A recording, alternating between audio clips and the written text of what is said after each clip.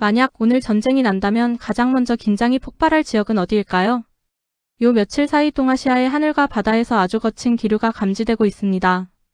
중국은 항모전단을 끌고 나와 실전과 거의 동일한 훈련을 진행했고, 일본은 이에 맞대응하듯 연합훈련을 확대하며 군사적 압박을 높였습니다. 극초음속 미사일 영상 공개, 타이완 포위 훈련보다 더 큰 규모의 무력 시위, 여기에 미국까지 복잡하게 얽히면서 지금 동아시아는 지난 30년 중 가장 높은 긴장 단계로 올라섰다는 평가가 나옵니다. 오늘은 지난 며칠 동안 이어진 일련의 움직임을 하나의 큰 흐름으로 연결해 쉽게 정리해드리겠습니다. 본격적인 분석에 들어가기 전에요. 구독과 좋아요 그리고 알림 설정 부탁드립니다. 지난 일주일 동안 터져나온 소식을 한 번에 정리해보면 이렇습니다. 일본이 연합훈련을 통해 중국의 무력 시위에 정면 대응하면서 긴장이 고조됐고, 중국은 타이완 포위 훈련 때보다 더 큰 규모의 전력을 투입해 강한 메시지를 보냈습니다. 동시에 일본은 내년 4월부터 살상 무기 수출 제한을 철폐하며 사실상 재무장 단계로 진입했고, 중국군은 군사 임무 수행 중이라는 의미심장한 문구까지 강조했습니다. 트럼프 전 대통령의 애매한 발언은 일본 내부의 불안감을 키웠고, 중국은 일본의 발언 한마디에도 날선 반응을 보이며 경고 수위를 높였습니다. 일본의 미사일 배치 강화, 중국의 극초음속 미사일까지, 그리고 결국 유엔 등 국제무대에서는 중일이 서로를 향해 여론전을 펼치는 상황까지 이어지고 있습니다. 자, 이제 이 뉴스들을 순서가 아니라 흐름으로 이해해볼 시간입니다.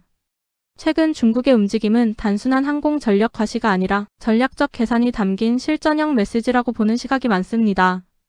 특히 이번 훈련의 특징은 두 가지입니다. 첫째, 규모가 달라졌습니다. 타이완 포위 훈련 때보다 항공기군함 투입량이 최소 1.5배 증가했습니다. 항모 산둥함이 투입된 것도 매우 이례적이고요.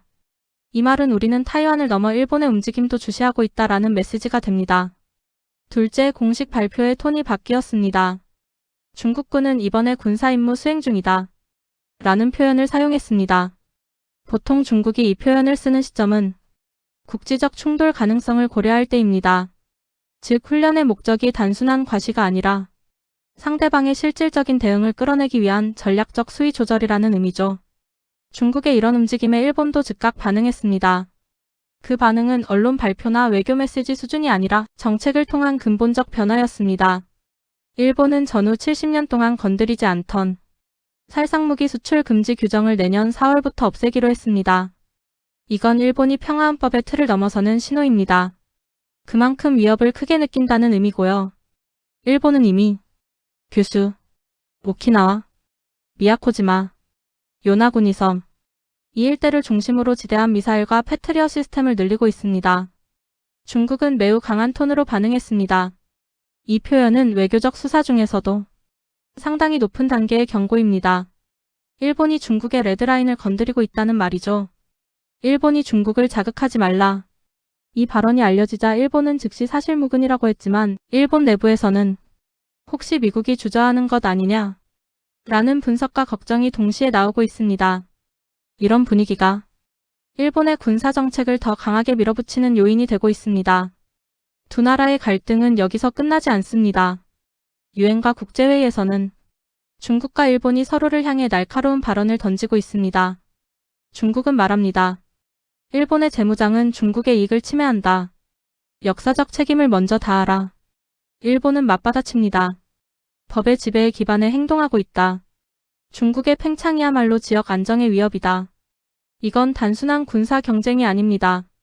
누가 국제사회에서 우위를 점할 것인가, 정당성을 둘러싼 전면전입니다.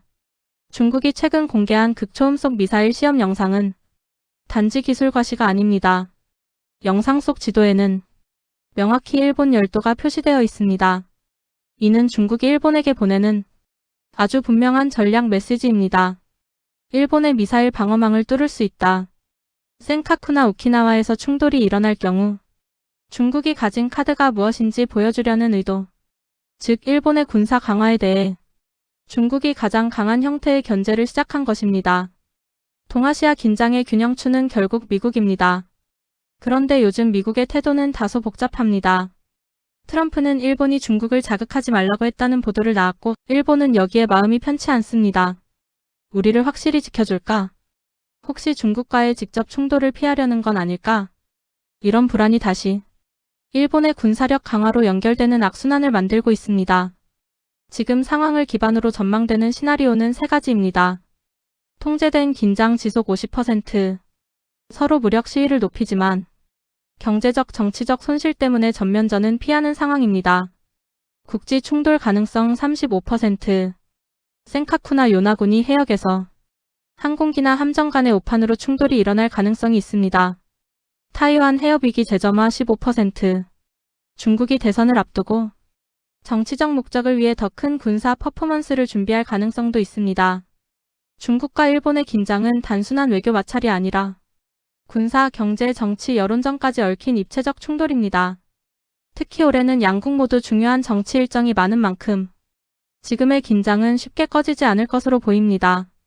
앞으로도 동아시아 정세는 하루 아니 몇 시간 사이에도 급격히 달라질 수 있습니다.